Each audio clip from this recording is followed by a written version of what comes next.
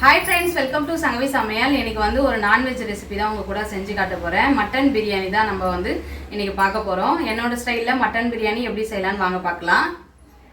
இப்போ நம்ம மட்டன் பிரியாணி செய்யறதுக்கு முன்னாடி நம்ம வந்து மட்டனை வேக வச்சுக்கலாம். நான் வந்து இப்போ வந்து பார்த்தீங்கன்னா ஒரு 1/2 kg மட்டன் எடுத்துருக்கிறேன். இப்போ வேக வச்சுக்கலாம். இந்த குக்கரில் சேர்த்துடலாம். நான் இதில் எதுவும் சேர்க்கல, உப்பு மஞ்சத்தூள் மட்டும் சேர்க்குறேன். மஞ்சத்தூள் வந்து நிறைய சேர்க்க தேவையில்ல, கொஞ்சமாக சேர்த்துக்கோங்க. ஏன்னா வந்து பிரியாணி வந்து ரொம்ப மஞ்சள் கலராக மாறிடும், அதனால கொஞ்சமாக போதும். அடுத்தது கொஞ்சமாக வந்து கல்லுப்பு சேர்த்துக்கலாம். இந்த கறிக்கு மட்டும் சேர்த்துக்கலாம். பிரியாணி நம்ம செய்யும் போது மீதி சேர்த்துக்குவோம். இப்போ கொஞ்சமாக தண்ணி சேர்த்துடலாம். நீங்கள் தண்ணி நிறைய வேணாலும் வச்சுக்கலாம், கம்மியாக வேணாலும் வச்சுக்கலாம். ஏன்னா இந்த தண்ணி வந்து நம்ம பிரியாணிக்கு சேர்ப்போம், அதனால் இவ்வளோ இருந்தால் கரெக்டாக இருக்கும், போதும். இப்போ வந்து நான் வந்து ஒரு 5 விசில் விட்டு எடுத்துக்கிறேன். உங்கள் மட்டன் வந்து நீங்கள் வாங்குகிற மட்டன் எலசோ எப்படி இருக்குதோ அதுக்கு தகுந்த மாதிரி வந்து நீங்கள் மட்டனை வேக வச்சுக்கோங்க. நான் வந்து ஒரு 5 விசில் விட்டு எடுத்துக்கிறேன். 5 விசில் வந்ததுக்கப்புறமா செய்ய ஸ்டார்ட் பண்ணிடலாம். இப்போ பார்க்கலாம். மட்டன் வந்து நான் 5 விசில் விட்டு வேக வச்சு எடுத்துகிட்டு வந்துட்டேன். இதில் வந்து ஒரு 2 டம்ளர் தண்ணி அளவுக்கு இந்த தண்ணி இருக்குது. இன்னும் ஒரு 5 டம்ளர் தண்ணி வந்து நான் காய வச்சுருக்கிறேன். இப்போ வாங்க நம்ம மட்டன் பிரியாணி செய்ய ஸ்டார்ட் பண்ணிடலாம். நான் வந்து இந்த மாதிரி பெரிய அடுப்பில் வச்சு செய்கிறேன். 1 kg அளவுக்கு இது செய்யலாம் இந்த பாத்திரத்தில்.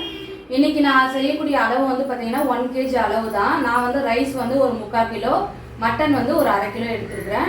நீங்கள் வந்து இதே மெத்தட் 1 kg மட்டனும் 1 kg ரைஸ் அளவுக்கு தான் நான் இப்போ போட போகிறேன். இன்க்ரீடியன்ஸ்லாம் அந்த அளவுக்கு தான் நான் எடுத்துருக்கேன். இப்போ வாங்க செய்ய ஸ்டார்ட் பண்ணலாம். நான் வந்து அடுப்பு வந்து பற்ற வச்சு இந்த மாதிரி பாத்திரம் நல்லா ஹீட் ஆகிடுச்சு. இப்போ நம்ம வந்து எண்ணெய் சேர்த்துக்கலாம். எண்ணெய் வந்து பார்த்தீங்கன்னா நான் வந்து ஒரு 150 ml தான் நான் எடுக்கிறேன். நீங்கள் வந்து மட்டன்ன்றதுனால நான் கம்மியாக எடுக்கிறேன். நீங்கள் வந்து ஒரு 200 ml வரையும் எடுக்கலாம். இப்போ நல்லா வந்து ஹீட் ஆகிடுச்சு. இப்போ தாளிப்புக்கு வந்து பார்த்தீங்கன்னா ஒரு 3 பிரியாணி இலை, ஒரு 5 கிராம்பு, அப்புறமா கொஞ்சமாக வந்து பட்டை, கொஞ்சமாக சோம்பு நிறைய சேர்க்கக்கூடாது, பிரியாணிக்கு நிறைய பேர் சேர்க்க மாட்டாங்க. நீங்கள் வந்து ஒரே ஒரு 4 சோம்பு சும்மா ஒரு ஃப்ளேவராக இருக்கும். ஏலக்காய் வந்து ஒரு 5 ஏலக்காய், அவ்வளோதான். இப்போ இதில் சேர்த்துட்டோம்.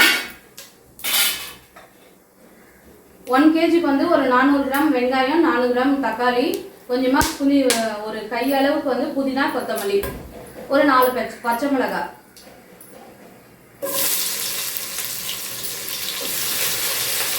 எங்கள் வீட்டில் வந்து பிரியாணின்னு பேர் எழுதி கொடுத்தாலே பசங்க இன்ட்ரெஸ்டாக சாப்பிடுவாங்க அப்படின்றதுனால நான் வந்து ஒரு 6 பேர் அளவுக்கு செய்கிறேன். அதனால் நான் ரைஸ் கொஞ்சம் அதிகமாக, மட்டன் கம்மியாக எடுக்கிறேன். ஆனால் நீங்கள் 1 kg வந்து இதே மாதிரியே ஃபாலோ பண்ணி செய்யுங்க. இப்போ வந்து பச்சை மிளகாவும் இதில் சேர்த்துடலாம்.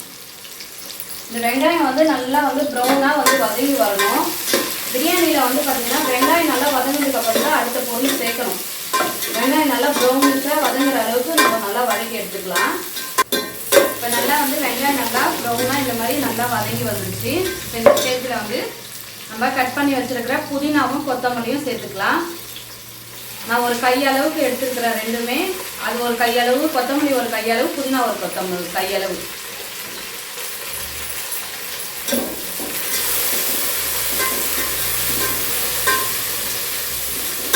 சென்னையில் வந்து பார்த்திங்கன்னா திடீர்னு நல்லா மழை பெய்யுது. நைட்டில் பகல்லாம் கொஞ்சம் வெயில் காயறதுனால சமைக்கிறது ரொம்ப கொஞ்சம் கஷ்டமாக இருக்குது. அதனால் வீடியோவில் கொஞ்சம் திக்கி திணறி பேசினா கொஞ்சம் அட்ஜஸ்ட் பண்ணிக்கோங்க. வேஸ்ட்டு ஒரு மாதிரியாக இருக்கிறதுனால கொஞ்சம் நர்வஸாக இருக்குது, வேறு ஒன்றும் இல்லை. இதுவும் நல்லா வதங்கி வரணும். அடுத்ததான் நம்ம இதே வந்து இஞ்சி பூண்டு பேஸ்ட் வந்து ஒரு 100 கிராம் சேர்த்துக்கலாம்.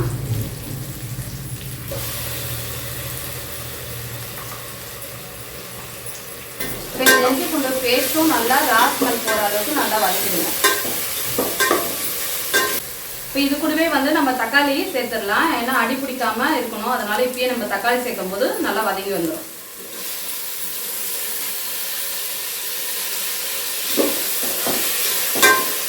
இந்த தக்காளி நல்லா வந்து குழைய நல்லா வதங்கினதுக்கு அப்புறமா நம்ம அடுத்தது என்ன சேர்க்கணுமோ சேர்க்கலாம். இப்போ நல்லா வதங்கி வந்துச்சு. இப்போது இந்த பிரியாணிக்கு தேவையான அளவுக்கு கல்லுப்பு சேர்த்துக்கலாம். அடுத்ததான் வெறும் மிளகாய் தூள் ஃபுல்லாக வந்து 1 டேபிள் ஸ்பூன் அளவுக்கு சேர்த்துக்கோங்க. நான் இது சின்ன ஸ்பூன் இருந்தாலும் இப்படி சேர்க்குறேன். உங்களுக்கு வந்து ஒரு பெரிய ஸ்பூனில் கோபுரமாக 1 ஸ்பூன் போடுங்க. அடுத்தது கலருக்காக காஷ்மீரி மிளகாய் தூள் 1 ஸ்பூன் சேர்க்குறேன்.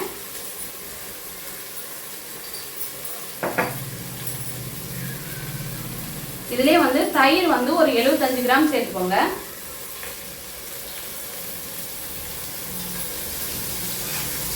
இது எல்லாம் கலந்துக்கலாம்.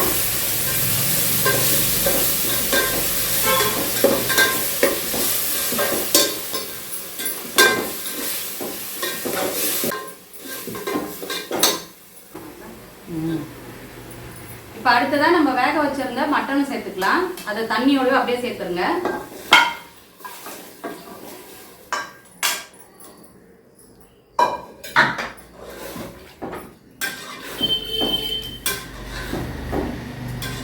இப்போ இந்த மட்டனும் இந்த மசாலா மட்டும் ஒரு கொதி வரட்டும். அதுக்கப்புறமா நம்ம சுடு தண்ணி காய வச்சு வச்சிருக்கோம், மீதி பேலன்ஸ் தண்ணி. இதில் வந்து பார்த்தீங்கன்னா இது வந்து பார்த்தீங்கன்னா 3/4 கிலோ அரிசி, 1/2 கிலோ மட்டனுக்கு வந்து பார்த்தீங்கன்னா மொத்தம் நான் 7 டம்ளர் தண்ணியில் 2 டம்ளர் தண்ணியும் மட்டனும் சேர்த்துருக்கேன், மட்டன் வேக வச்ச தண்ணியோட. இது நல்லா கொதிச்சு வந்ததுக்கு அப்புறமா மீதி பேலன்ஸ் 5 டம்ளர் தண்ணி வந்து காய வச்சு வச்சிருக்கேன், அதுக்கப்புறம் சேர்த்துக்கலாம். இது ஃபர்ஸ்ட் கொதி வரட்டும். இப்போ நல்லா கொதி வந்துருச்சு. இப்போ மீதி பேலன்ஸ் இருக்கக்கூடிய 5 டம்ளர் தண்ணி சேர்த்துக்கலாம். இதில் சுடு தண்ணி தான் சேர்க்கணும், பச்சை தண்ணி தான் சேர்க்காதீங்க. இப்போ வந்து இதுவும் வந்து ஒரு கொதி வரட்டும். இப்போ மூடி போட்டுக்கலாம். இப்போ கொதிச்சதுக்கு அப்புறமா நம்ம அரிசி சேர்த்துவோம். இப்போ சைட்லலாம் வந்து புகை வர ஆரம்பிச்சிருச்சு. இப்போ இந்த ஸ்டேஜில் வந்து நல்லா கொதிக்கும். நம்ம ஆவி வரும்போதே தெரியும் நல்லா கொதிக்குதுன்னு. இப்போ திறந்துடலாம். இப்போ நல்லா வந்து கொதிக்குது. இப்போ நான் ஒரு 15 நிமிஷத்துக்கு முன்னாடியே வந்து சீரக சம்பா அரிசி வந்து நல்லா வாஷ் பண்ணிட்டு ஊற வச்சிருந்தேன். இப்போ அதை சேர்த்துக்கலாம்.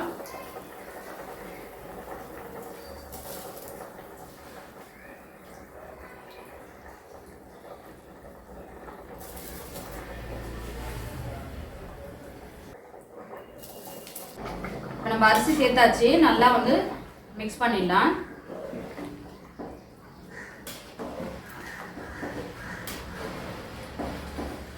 இப்போ இந்த தண்ணியும் இந்த அரிசியும் வந்து ஈவனாக வர அளவுக்கு இது வந்து நம்ம வெயிட் பண்ணணும். கொதிச்சு வந்ததுக்கப்புறம் தான் டம் போடணும்.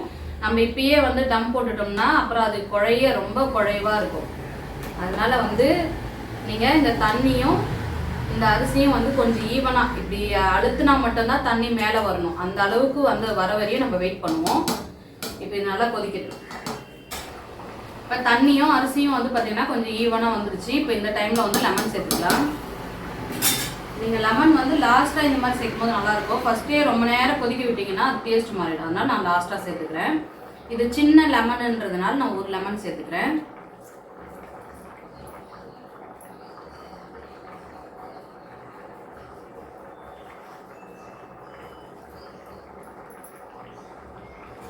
இப்போ இதை அப்படியே கலந்து விட்டுறலாம். இது சீரக சம்பா அரிசின்றதுனால நம்ம பயப்படாமல் கலரலாம். இதுவே பாசுமதினா நீங்கள் வந்து பக்குவமாக கலரணும். இப்போ இந்த மாதிரி தான் இது பார்த்தீங்கன்னா இப்படி எடுத்து விட்டோம்னா அரிசி மட்டுமே தெரியும். இந்த மாதிரி ஈவன் பண்ணிவிட்டு இப்போ நம்ம வந்து டம் போட போகிறோம்.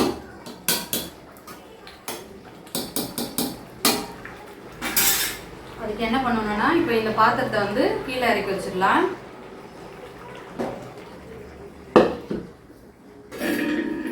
உங்கள் வீட்டில் பழைய தோசைக்கல் ஏதாவது இருந்ததுன்னா அதை வச்சுக்கோங்க. இப்போ இந்த பிரியாணி பாத்திரம் வந்து இது மேலே வச்சுக்கலாம்.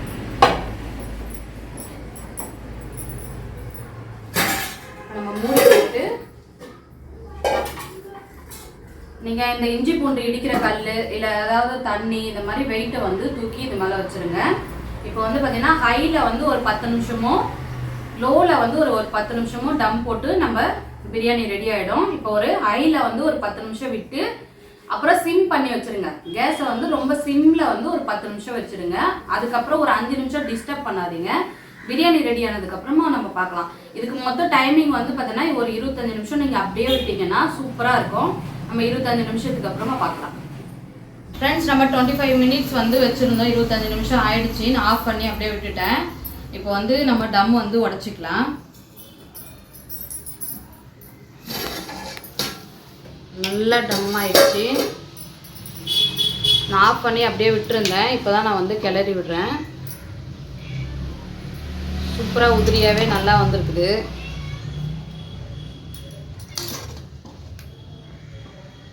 நான் அப்படியே சூடு ஆறட்டோன்னு எக்ஸ்ட்ராவே ஒரு 5 நிமிஷம் நல்லா விட்டுருந்தேன். நல்லா சூப்பராக உதிரியாக நல்லா வந்திருக்கு. இதே மாதிரியே நீங்களும் வந்து ட்ரை பண்ணி பாருங்கள். இதே 1 கிலோ சிக்கன் அதே மாதிரியே நீங்கள் செஞ்சு பார்க்கலாம். சிக்கனாக இருந்தாலும் செய்யலாம், மட்டனாக இருந்தாலும் செய்யலாம். இதே மாதிரி தான் மெத்தட் தான். 1 kg அளவுக்கு நான் வந்து அளவு சொல்லியிருக்கிறேன். இப்போ நம்ம வந்து தட்டில் பரிமாறிக்கலாம். அப்படியே சூடாகவே மட்டன் பிரியாணி சாப்பிடும்போது வந்து செம்மையாக இருக்கும். ஆவி பறக்குறது தெரியுதா இல்லையா வீடியோவில்? தெரியலையா? தெரியுது. அவ்வளோதான் ஃப்ரெண்ட்ஸ், நம்ம சூப்பராக கமகமான மட்டன் பிரியாணி இருந்துச்சு. இதே ஹீட்லேயே நாங்கள் அப்படியே வச்சு சாப்பிட்லான்னு சொல்லிட்டு தான் நாங்கள் அடுப்பில் இருந்து கீழே இறக்காமல் அப்படியே வச்சுருக்குறோம். நீங்களும் இதே மாதிரியே ட்ரை பண்ணி பாருங்கள். இப்போ நம்ம டேஸ்ட் பண்ணலாம்.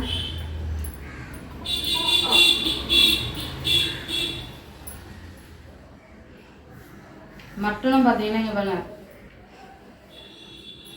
நல்லா பஞ்சு மாதிரி வந்திருக்கு. காரசாரமாக சூப்பரான மட்டன் பிரியாணி செம்மையாக இருக்குது. என்ஜாய் பண்ணி சாப்பிட போகிறோம். இந்த வீடியோ பிடிச்சிருந்தா லைக் பண்ணுங்கள், ஷேர் பண்ணுங்கள், கமெண்ட் பண்ணுங்கள். நம்ம சேனலுக்கு சப்ஸ்கிரைப் பண்ணி சப்போர்ட் பண்ணுங்கள். Bye friends.